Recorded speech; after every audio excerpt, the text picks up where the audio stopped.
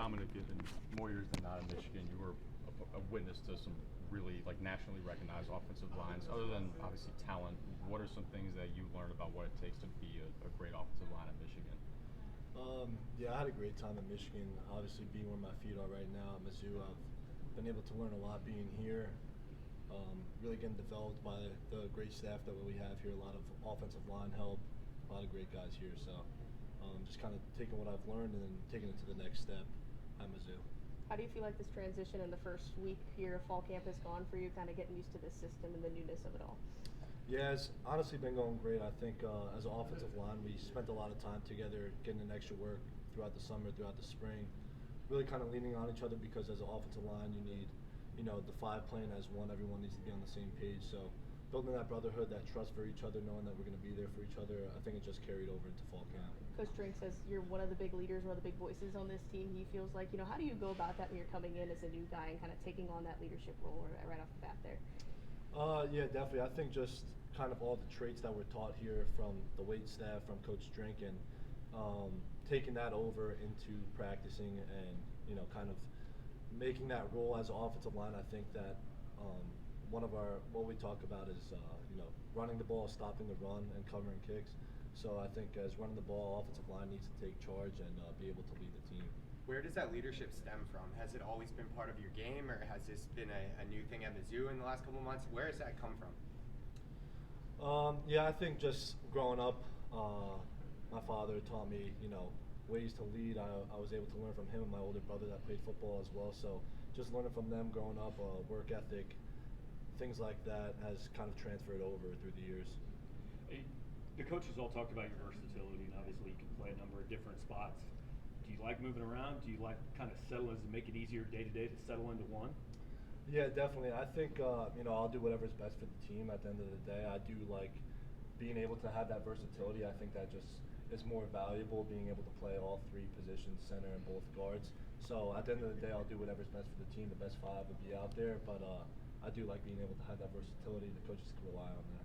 Have the coaches talked to you about potentially being a backup center if issues arise later on in the season?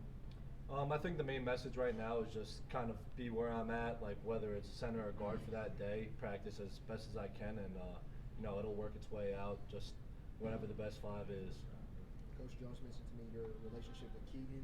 How did you guys kind of form that bond, and how has that translated to the field? Yeah, we both came in at the same time in that portal window, and I think, kind of like I said, the offensive line hangs out a lot, like literally all the time. We're in the facility all the time together, and just being able to rely upon each other and that building that trust, like we said, being able to play right guard and right tackle next to him. I mean, he's a great player, has a lot of experience, so just kind of using each other to learn a little bit more about like what we see in the defenses, kind of relying on each other has been good so far. But having Connor in the fold next to you now, how's it been working alongside him? Yeah, I mean, him as well, just tons of experience, really knowledgeable about the game. Just being able to learn as much as I can from him as well. Since I am a little bit newer to offensive line, just grabbing onto those guys since they have a lot of experience has been really beneficial, and he's a great player. What stands out about Caden Green to you and kind of his work ethic and how he goes about things? Yeah, I mean, Caden's one of the hardest workers I've been around. Honestly, just I know I'm saying it a lot, but the offensive line is just, we're all grinders. Like, everyone here is hungry, and obviously that's one of the team messages, something to prove. I think we all kind of carry that swagger with us. He's, a hard worker, holds people accountable, is a great leader, and does everything he can to put the best product out there, and we're all trying to win, so. I've been starting to say that for a while now, Connor, but what does he do well technically that you've seen as someone who's taken reps over there? Yeah, I mean, the way he runs the outside zone, is able to reach the 2-eye. Like, I think he is the best in the country at doing that. I mean, there's no one that could do it like him, and just the way he kind of, leads the offensive line, tells you what he's seeing, kind of helps you out with what techniques, if you're feeling a little like have questioning the way that you did something, you could kind of go to him, and with all of his experience, he kind of helps you out with that as well. Dominick, how does being a former defensive lineman, how has that helped you as an offensive, now being in that position for a few years?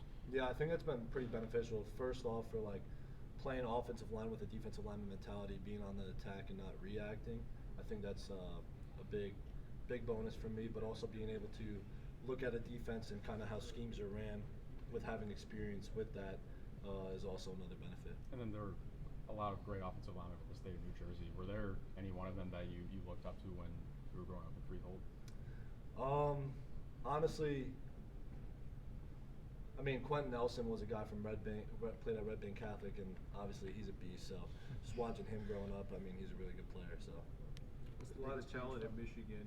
When you come here, SEC team, what do you think of the talent level here with Mizzou? Oh yeah, we have tons of depth. I mean, playing the defense that we have here, we have guys at linebacker, 1s, 2s, 3s. I mean, it doesn't make a difference. D-line, we're just really all making each other better. I think the speed and the intensity and aggressiveness that we practice and play with, and the accountability that we hold each other to of the standard, I think is second to none. What's the biggest change from going from the Big Ten to the SEC for you?